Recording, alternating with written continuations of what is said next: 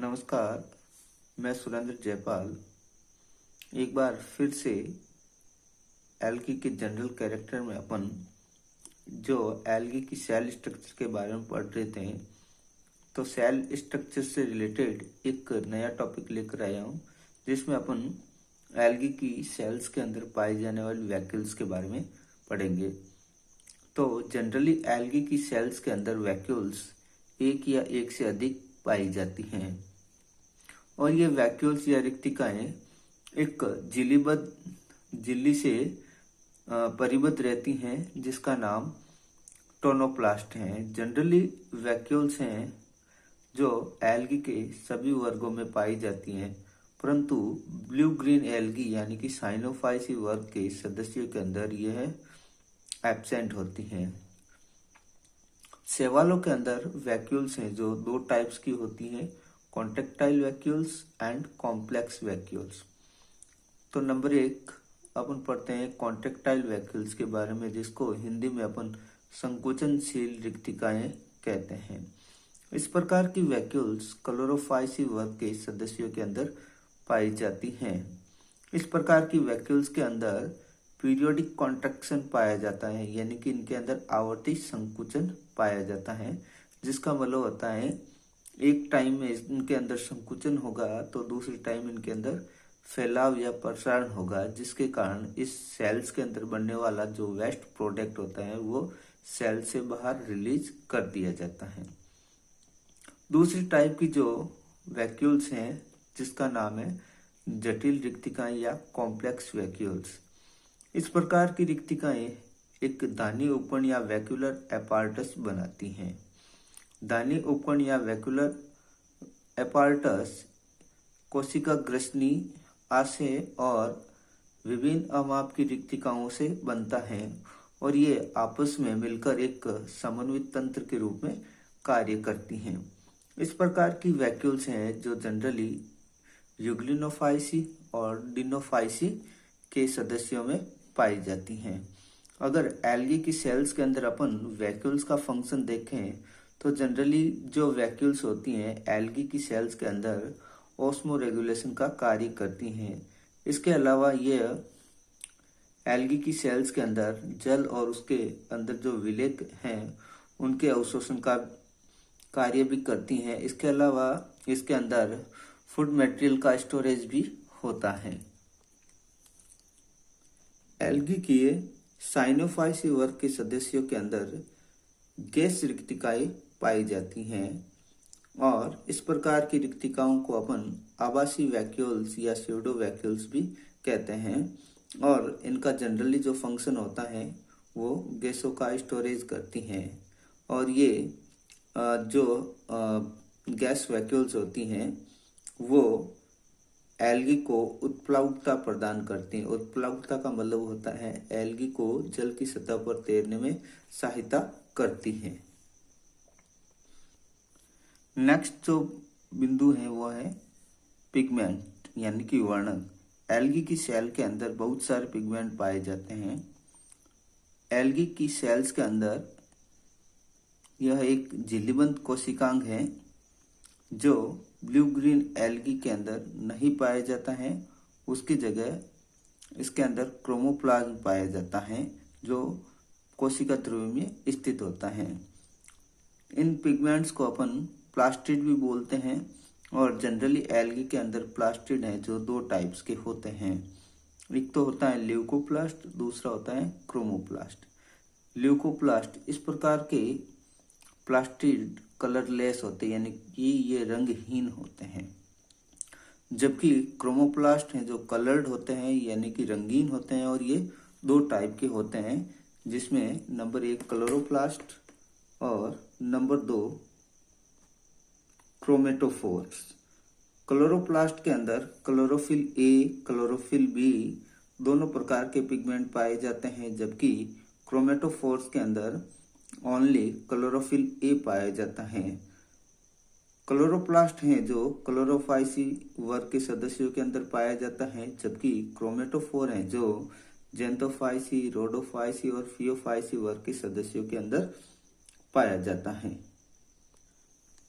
Chloroplast के अंदर पाए जाने वाले हरे रंग के पिगमेंट क्लोरोफिल के बहुत सारे टाइप्स हैं, जैसे chlorophyll a, chlorophyll b, chlorophyll c, chlorophyll d and chlorophyll a.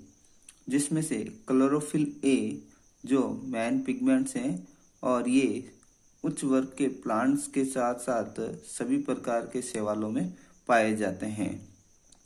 Chlorophyll B जो क्लोरोफाइसी और यूग्लिनोफाइसी में पाया जाता है। क्लोरोफिल सी जनरली है जो मेराइन एल्गी के अंदर पाया जाता है, जैसे बेसिलेरियोफाइसी, फियोफाइसी, क्राइसोफाइसी एंड क्रिप्टोफाइसी। और जो क्लोरोफिल डी है ओनली फॉर जेंथोफाइसी के अंदर पाया जाता है।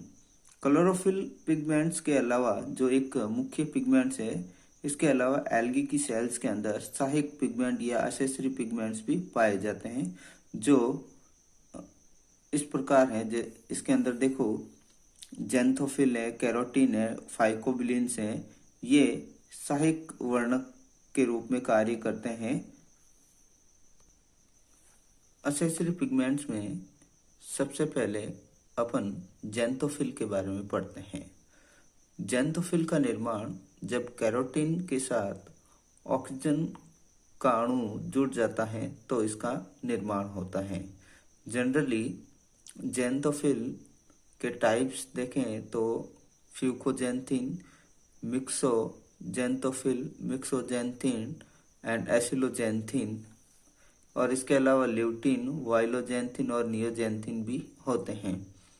फ्यूकोजेंथिन है जो फियोफाइसी और डाइएटम्स के अंदर पाया जाता है, जबकि मिक्सोजेंथोफिल, मिक्सोजेंथिन एंड ओसिलोजेंथिन है जो ब्लू ग्रीन एल्गी के अंदर पाया जाता है। क्लोरोफाइसी के अंदर पाए जाने वाले जेंथोफिल का नाम है ल्यूटीन, वाइलोजेंथिन, नियोजेंथिन। अब दूसरे प्रकार के अपन एसेसरी पिगमेंट्स की बात करें तो कैरोटीन। तो कैरोटीन है जो आइसोप्रीन यूनिट्स का बना होता है और इसके अंदर ऑक्सीजन अणु अनुपस्थित होता है। अगर अपन इसके टाइप्स की बात करें तो अल्फा कैरोटीन जो जनरली क्लोरोफाइसी, क्रिप्टोफाइसी और रोडोफाइसी वर्ग के सदस्यों के अंदर पाया जाता है। बीटा कैरोटीन है जो लगभग सभी प्रकार के शैवाल के वर्गों के अंदर पाया जाता है, परंतु क्रिप्टोफाइसी के अंदर ये नहीं पाया जाता है। सी कैरोटीन है जो क्लोरोफाइसी के अंदर ही पाया जाता है। ई कैरोटीन है जो बेसिलेरियोफाइसी, क्रिप्टोफाइसी, फियोफाइसी और मिक्सोफाइसी में पाया जाता है। और नेक्स्ट जो कैरोटीन का टाइप है फ्लेविसिन, जो मिक्सोफाइसी के अंदर पाया जाता है। नेक्स्ट एसेसरी पिगमेंट जिसका नाम है फाइकोबिलिन्स, जो दो टाइप का होता है। फाइकोइरिथ्रिन जो रेड कलर का होता है और रोडोफाइसी वर्ग के सदस्यों के अंदर पाया जाता है, और दूसरा है जो फाइकोसाइनिन जो ब्लू कलर का होता है और ब्लू ग्रीन एल्गी यानी कि साइनोफाइसी के वर्ग के सदस्यों के अंदर पाया जाता है।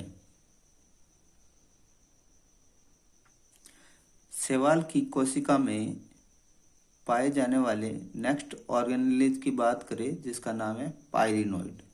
जनरली पायरिनोइड है जो प्रोटीन तंतुओं से बनी सघन संरचना होती हैं और ये जनरली जो प्लास्टिड के अंदर धसा हुआ या उनकी सतह पर पाया जाता है, और ये मुख्यतः स्टार्च का संश्लेषण और उसका स्टोरेज करता रहता है।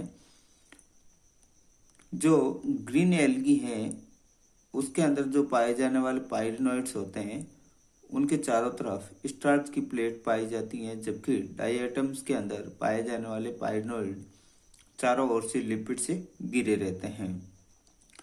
जनरली जो पायरिनोइड है वो साइनोफाइसी और जेंथोफाइसी वर्ग के सदस्यों के अंदर अनुपस्थित होता है, जबकि क्लोरोफाइसी और इसके अलावा कुछ रोडोफाइसी के सदस्य फियोफाइसी और बेसिलेरियोफाइसी के अंदर पायरिनोइड पाया जाता है।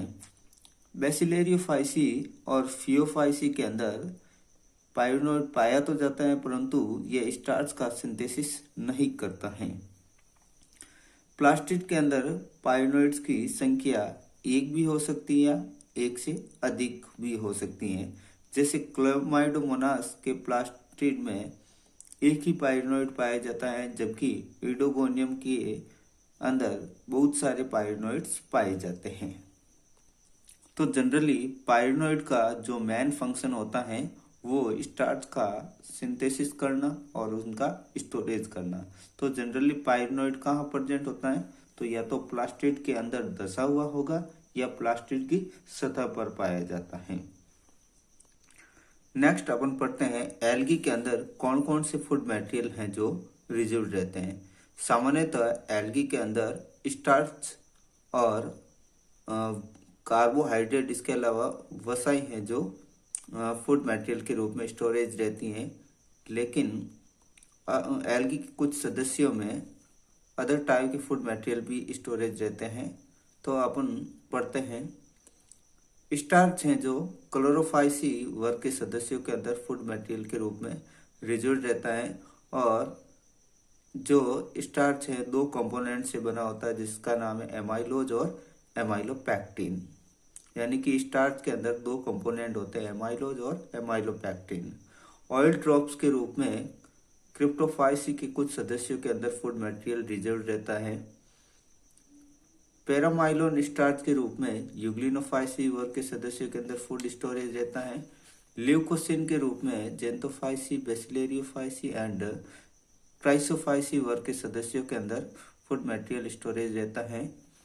मैनिटोल और लेमिनेरिन स्टार्च के रूप में फियोफाइसी वर्ग के सदस्यों के अंदर फूड मटेरियल रिजर्व रहता है। जबकि फ्लोरिडियन स्टार्च है वो रोडोफाइसी वर्ग के सदस्यों के अंदर फूड मटेरियल के रूप में रिजर्व रहता है। ये फ्लोरिडियन स्टार्च ग्लाइकोजन के सिमिलर होता है।